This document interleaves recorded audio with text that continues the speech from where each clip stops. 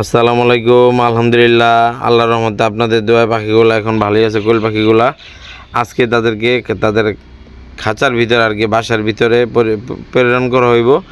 তাদের জন্য যে আলাদা বাসা বানানো হয়েছে, আরও কিছুদিন পরে আর কি তাদের বাসা তাদেরকে দিতাম, কিন্তু এই যে বোর্ডিং, ইনশাল্লাহ আপনাদের দোয়ায় বোর্ডিং শেষ হয়ে গেছে। এখন আর কিছুদিন রাখতাম চেষ্টা করছিলাম, কিন্তু তারা খালি উড়াউড়ি করে। এর ভিতরে মনে হয়তো বা দু একটা পাখি হারায় গেছে। এই যে এখন কার্টুনে ভরতেছি, কার্টুনে ভরা অর্ধেক করে তাদেরকে তাদের খাঁচায় প্রেরণ করা হইব। দেখতে থাকেন। এই যে প্রত্যেকটা পাখি খালি উড়ে। এই যে দেখেন কার্টুনে ভরতেছি, এখন এখান থেকে উড়ে যাওয়ার চেষ্টা করব। তাই এই পাখিগুলার এই জায়গায় রাখা যেতেছে না।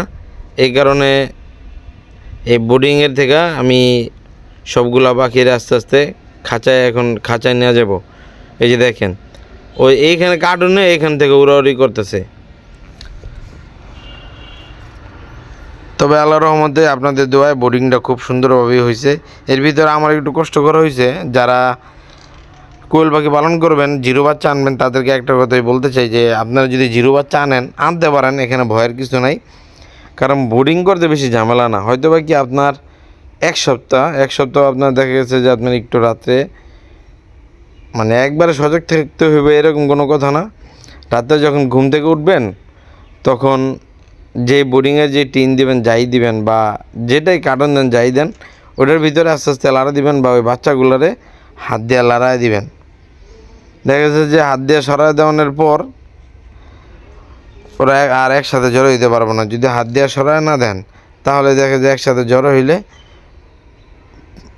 একটার উপরে যদি আরেকটা উঠে যায়, তাহলে দেখে যে পাখি মারা যাওয়ার সম্ভাবনা থাকে। এখানে অর্ধেকের বেশি নিলাম। এখন আস্তে আস্তে চলেন দেখি, আপনাদেরকে খাঁচাটাও দেখাই। ওদের বাসায় দিয়ে দিব, কারণ সবারই তো একটা বড় বাসা প্রয়োজন, তাই না? এই যে দেখেন ওদের জন্য এই ঘরটা বানাইছি। আস্তে আস্তে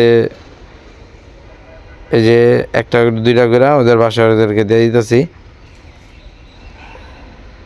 কারণ নতুন বাসা আইছে তো একটু।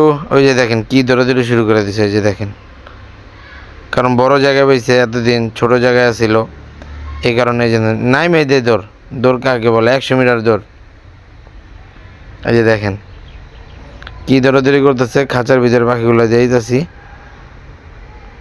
ভিডিওটা একটু কালো হয়েছে, সমস্যা নেই। যদি এর ভিতরে কোনো সমস্যা হয় বা কারো কিছু বলার থাকে, একটু কষ্ট করে কমেন্টে জানা যান। আর কোয়েল পাখি যারাই পালবেন, এখানে একটু খেয়াল রাখলে ভাই বেশি ঝামেলা না। কেউ ভয় পায়েন না, পাখি পালন করতে পারেন। কারণ দেখা যাচ্ছে যে আপনার যদি পরিবারের নিজের জন্য আপনি পালন করেন, ওই বাচ্চারা ডিম খেতে পারবো বা নিজেরা খাইতে পারবেন।